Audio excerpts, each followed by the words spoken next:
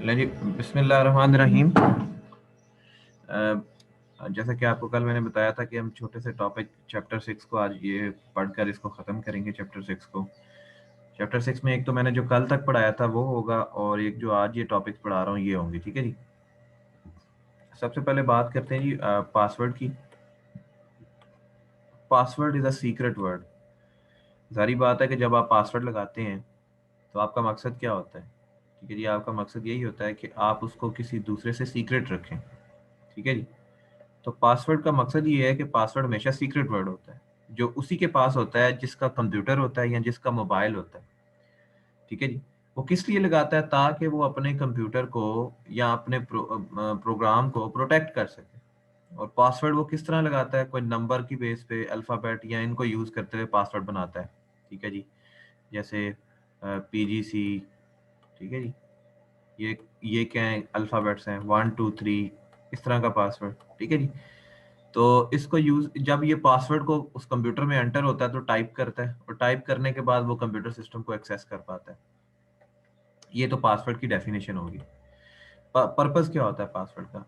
Purpose ये होता है कि हम इसको इसलिए लगाते हैं ताकि कंप्यूटर के ऊपर जो हमारा डेटा स्टोर हुआ है उसको प्रोटेक्ट कर सके। इसकी वजह से हमारा डेटा प्रोटेक्ट होता है। क्योंकि कोई भी बंदा जो है, जब उसने हमारे कंप्यूटर को एक्सेस करना है तो उसको पासवर्ड रिक्वायर्ड है। अगर उसके पास पासवर्ड नहीं होगा तो इसका मतलब है कि वो मेरे डाटा को ना एक्सेस कर सकता है, ना मिसयूज कर सकता है, ना ही डिलीट कर सकता है।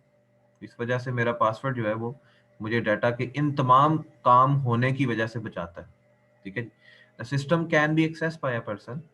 सिस्टम जो है वो कोई पर्सन एक्सेस करता है हु नो द पासवर्ड। वो ही एक्सेस करता है जिसके पास पासवर्ड है। और जिसके पास पासवर्ड होता है वो ऑथराइज यूजर होता है, और वो पासवर्ड जो ऑथराइज यूजर है वही चेंज कर सकता है। अक्सर आपको पता है कि जब आप कोई पासवर्ड अपने मोबाइल का लगाते हैं तो वो आपने अगर उस पासवर्ड को चेंज करना हो तो आप क्या करते हैं कि आपको वो आपसे कहता है जी मुझे पुराना पासवर्ड बताएं क्या है। तो फिर आपका न्यू पासवर्ड, तो पुराना पासवर्ड तो उसको ही पता होता है। पासवर्ड उसको ही पता होता है कि जो ऑथराइज पर्सन होता है। ठीक है जी। तो पासवर्ड जो है वो सिर्फ वही चेंज कर सकता है जो ऑथराइज यूजर होता है। ठीक है जी। Unauthorized person cannot access a computer system or program, that is जिसके पास पासवर्ड नहीं है वो अनऑथोराइज है, वो आपके कंप्यूटर को एक्सेस नहीं कर सकता।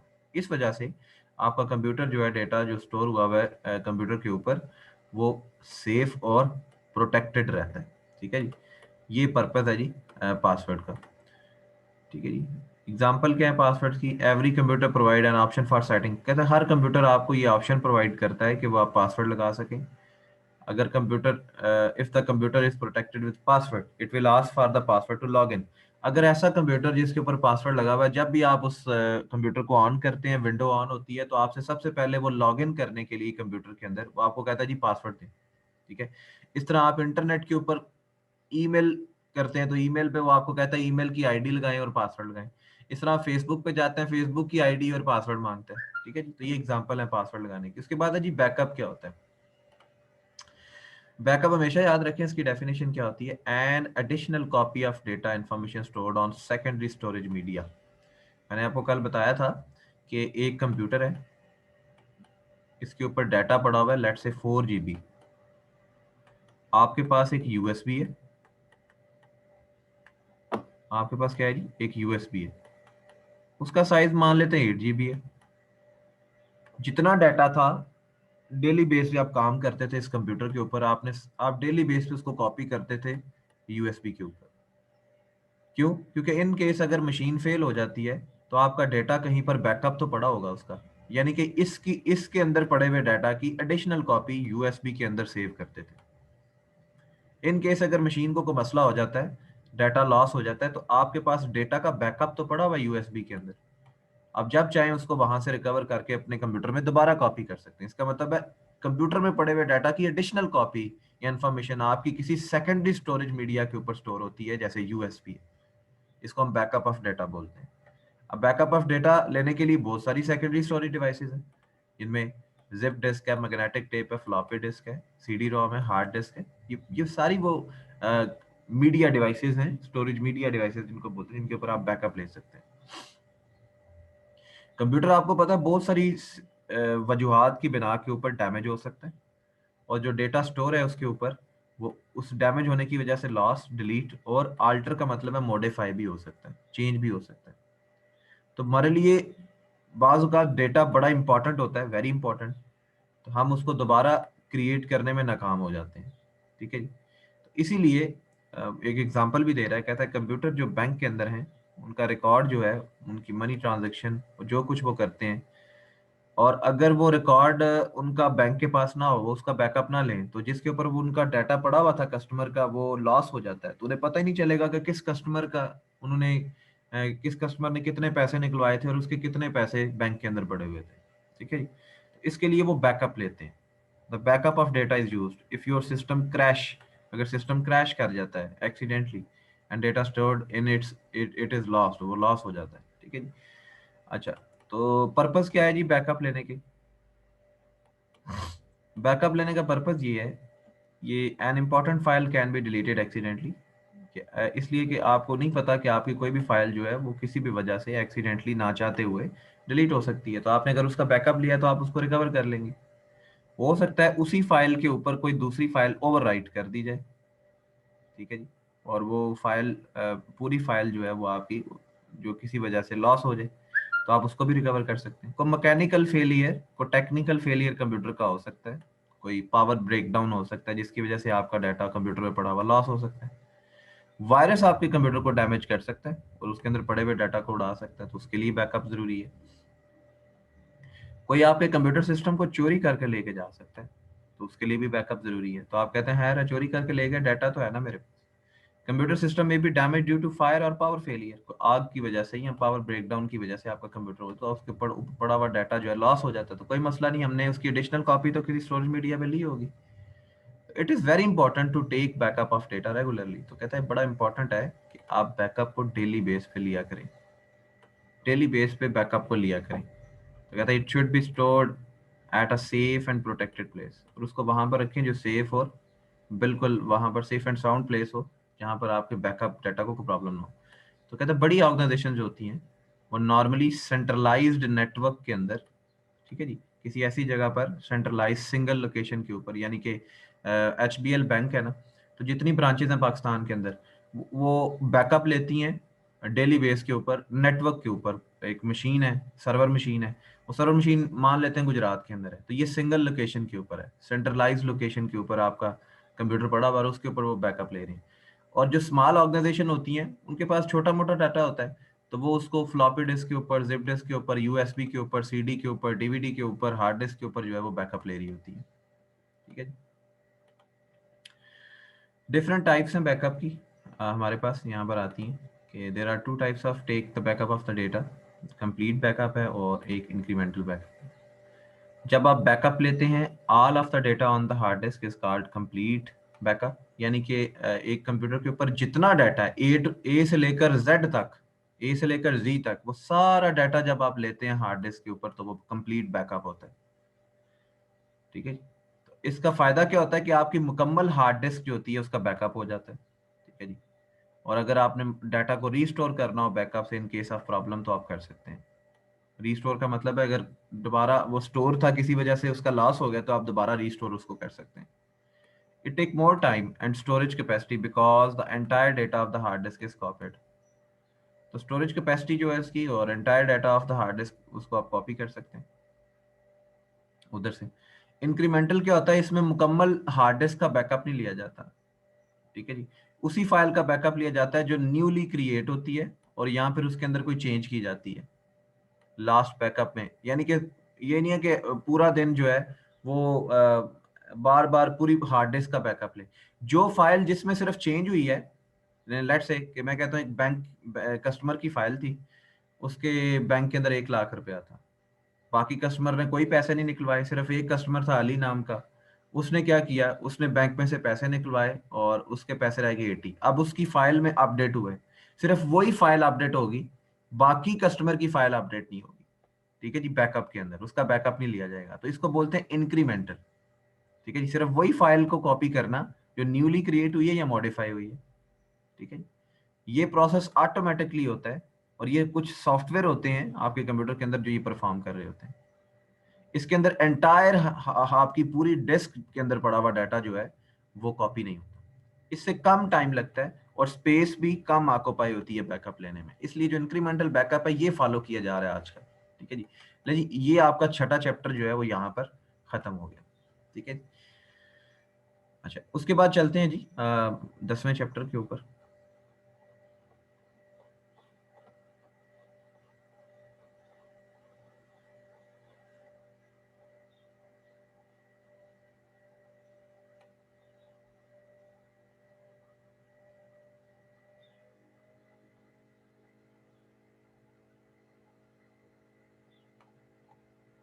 हाँ जी, ले जी चैप्टर नंबर 10 है जिसमें फंडामेंटल्स ऑफ इंटरनेट के बारे में हम पढ़ेंगे।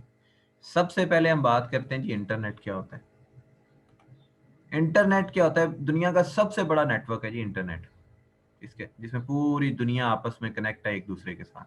आजकल आप देख लें, आप दुनिया में किसी के साथ भी बात करते हैं तो आप पूरी दुनिया में कहीं पर भी बैठे हुए अपने रिश्तेदार के साथ बात कर रहे हैं, सोशल मीडिया ऐप्स को यूज करते हुए, किसी किसी स्पेशल पर्पस ऐप को यूज करते हुए।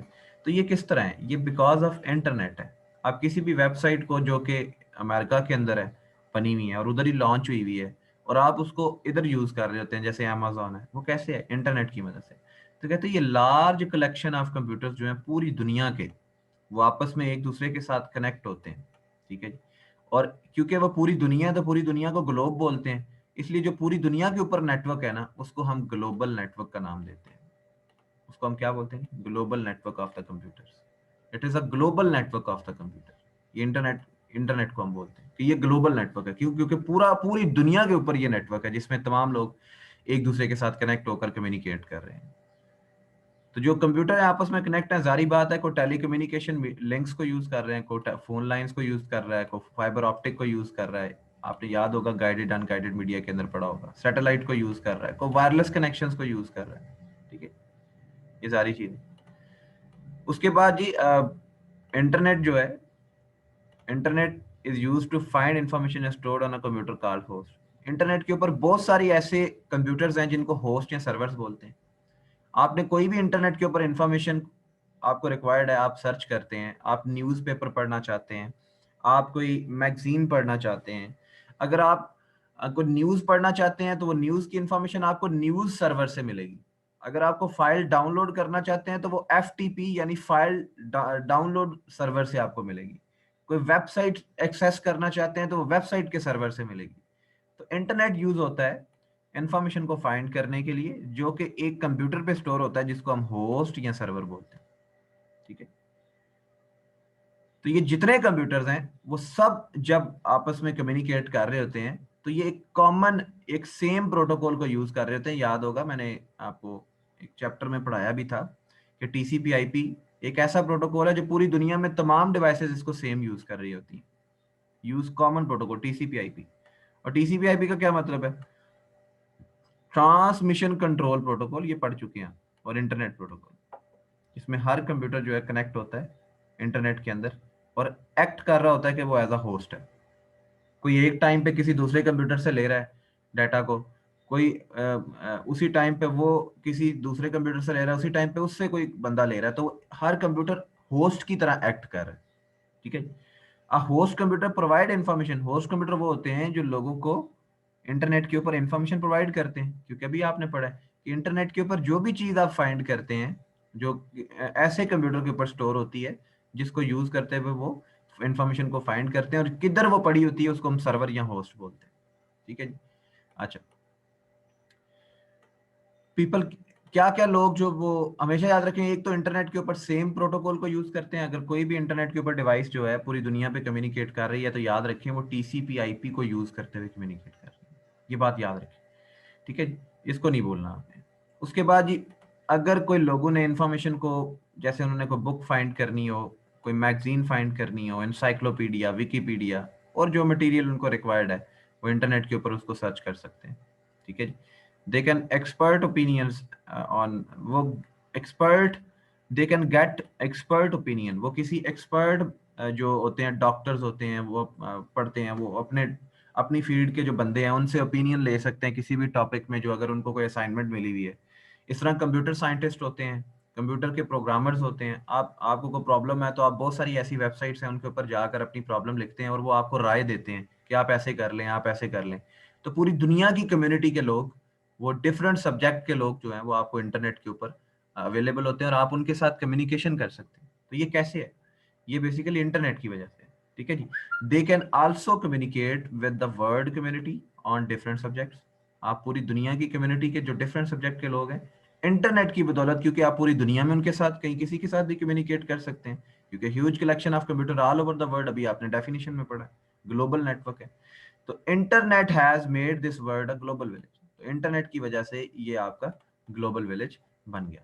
ये तो इंटरनेट की डेफिनेशन, अगर आपके पास आती है तो आप इसको इंटरनेट की डेफिनेशन को यहाँ से लेकर यहाँ तक याद कर सकते हैं। ठीक है जी। तो आपसे पूछा जाए इंटरनेट क्या है, तो आप उसको सिर्फ यहाँ से यहाँ तक लिखेंगे, और ये भी आप लिख सकते हैं, और इसके साथ एग्जाम्पल लिखनी हो तो यहाँ तक लिख सकते हैं। आगे आपकी मर्जी है, लेकिन मिनिमम आपने ये लिखना है। ठीक है जी। ओके। उसके बाद हिस्ट्री ऑफ इंटरनेट पूछी जा सकती है। इंटरनेट कब इवॉल्व हुआ? इंटरनेट सबसे पहले तो अमेरिका ने इवॉल्व किया था, पहली बात ये। मैं जब इंटरनेट के ऊपर काम शुरू हुआ था तो क्या हुआ था, 1960 की दहाई के अंदर एक कोल्ड वार हुई थी रशिया और अमेरिका के दरमियान। अमेरिका क्या चाहता था कि वो अपनी आर्म्ड फोर्सेस के साथ कम्युनिकेट करना चाहता था, क्योंकि क्योंकि पहले जब इंटरनेट नहीं था इवॉल्व हुआ, तो जब ये रशिया और अमेरिका के दरमियान कम्युनिकेशन होने से पहले ही जब ट्रक जा रहे होते थे उनके, तो रास्ते में वो ट्रक को उड़ा देते थे। तो इन्होंने फिर एक कुछ एजेंसीज को बुलाया और इन्होंने कहा भाई नेटवर्क बनाए ताकि मैं अपनी कम से कम अपने आर्मी फोर्सेस के साथ, आर्म्ड फोर्सेस के साथ, अमेरिका कहता है, मैं कम्युनिकेट तो कर सकूं। तो सबसे पहले इन्होंने तजर्बा किया जी 4 कंप्यूटर्स के ऊपर। वो 4 कंप्यूटर्स कौन सी कंपनी के थे इधर नहीं लिखा हुआ, लेकिन आपको बता देता हूँ, वो आईबीएम बेस कंपनी के थे। आईबीएम बेस कंपनी के थे। ठीक है जी। A network of 4 computers was developed in the beginning. 4 computers का नेटवर्क जी शुरू में बनाया गया। द प्रोजेक्ट, फिर प्रोजेक्ट जो था वो हैंड ओवर कर दिया डार्पा को, एक defence advance research project agency थी। और इसमें बहुत सारी यूनिवर्सिटीज ने भी अपनी कंट्रीब्यूशन की, जो आईटी की यूनिवर्सिटीज थी। DARPA started connecting computer at different universities and defence companies. DARPA को क्योंकि उसको प्रोजेक्ट सौंपा गया था, क्योंकि ये जो इंटरनेट बना था ये डिफेंस पर्पस के लिए अमेरिका ने इवॉल्व किया था, बाद में इसने इसको ग्लोबल किया था। बाद में इसने कहा जी अब ये तो छोटा नेटवर्क तो हम बनाने में कामयाब हो गए हैं, हमने यूनिवर्सिटीज के कंप्यूटर को, डिफेंस के कंप्यूटर्स को, डार्पा को आपस में कनेक्ट करने में कामयाब हो गए हैं। तो उन्होंने कहा जी अब ठीक है, अब इसके ऊपर और बड़ा काम करते हैं। Different universities and research organisation also started development of their own network to share information and data with the people. हर एक कंपनी ने, हर एक रिसर्च ऑर्गेनाइजेशन ने अपना अपना नेटवर्क बनाना शुरू कर दिया, जिसके थ्रू लोग अपनी इंफॉर्मेशन और डाटा को एक्सचेंज कर सकेंगे। कुछ सालों बाद, after a few years, all network of universities and research organisation were connected by data.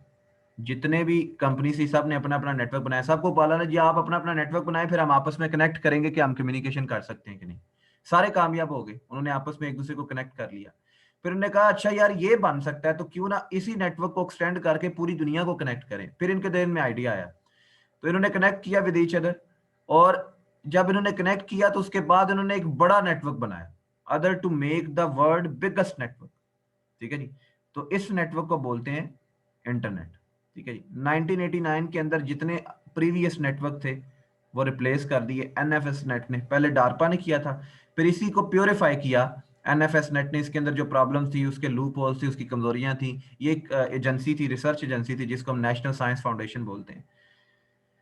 इसने इंटरनेट को, ग्लोबल नेटवर्क को एक प्योरीफाई करके पूरी दुनिया के कंप्यूटर्स को कनेक्ट करने के काबिल बनाया, ये कंपनी ने, एनएफएस नेट ने। तो इसके बाद ये इंटरनेट की फैसिलिटी अवेलेबल हुई हर कॉमन बंदे को, जिससे पूरी दुनिया के लोग आपस में इंटरकनेक्ट हो सकते हैं। ठीक है जी। पूरी दुनिया के लोग जो है वो आपस में इंटरकनेक्ट हो सकते हैं। अच्छा जी। उसके बाद कहता है जी briefly describe the working of the internet. Internet काम कैसे करता है? ठीक है। The internet is a collection of millions of computer. इंटरनेट क्या है जी?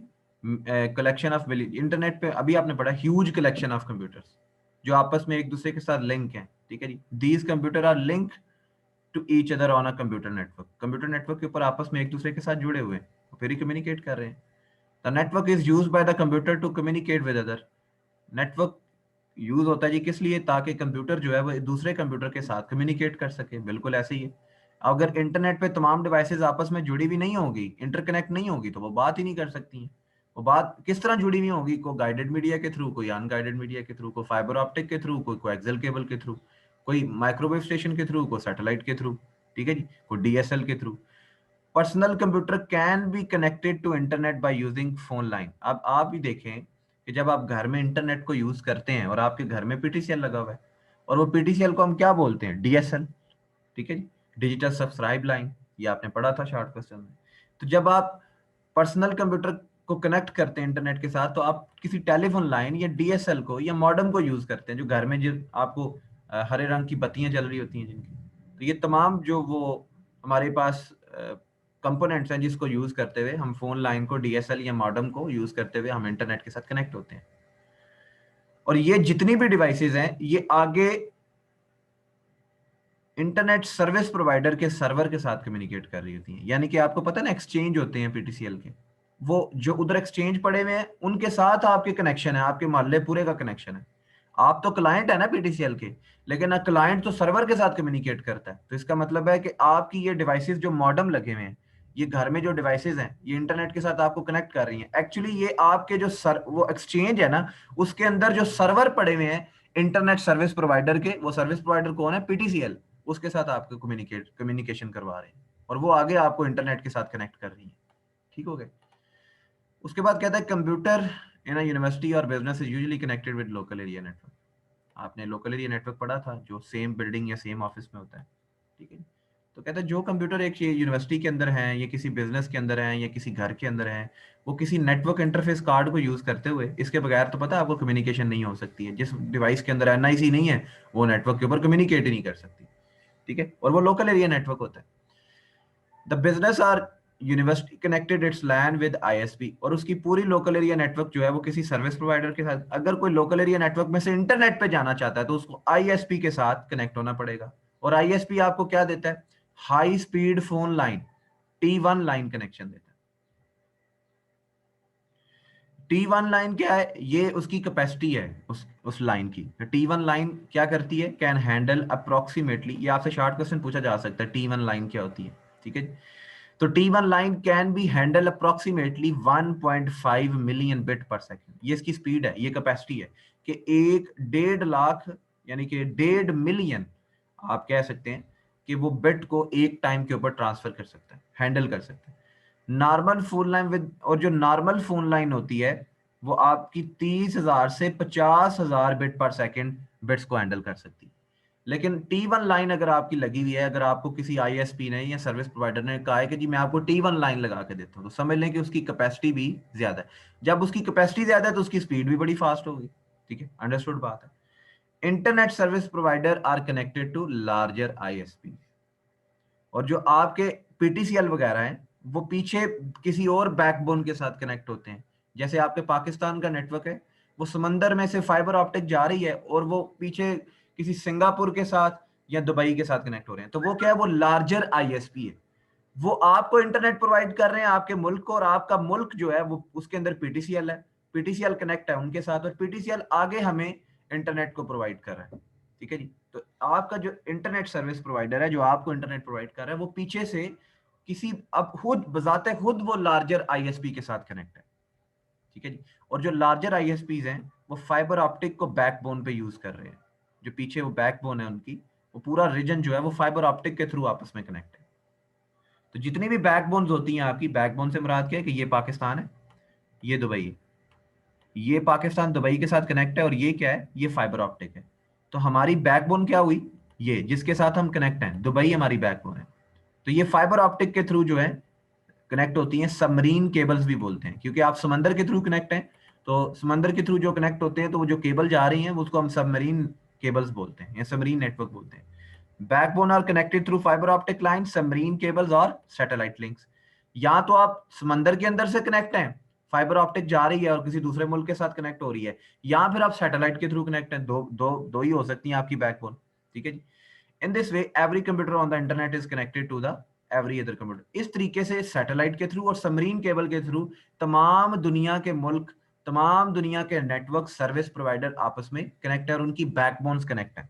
ठीक है जी, इस तरीके से आपका इंटरनेट जो है वो कनेक्ट है और वर्क कर रहा है आपका उसके ऊपर। ठीक है जी, लेकिन आज के लिए इतना ही काफी है, और आपका कोई क्वेश्चन है तो आप पूछ लें, और जो मैंने काम दिया था उसको आप रिवाइज कर लें।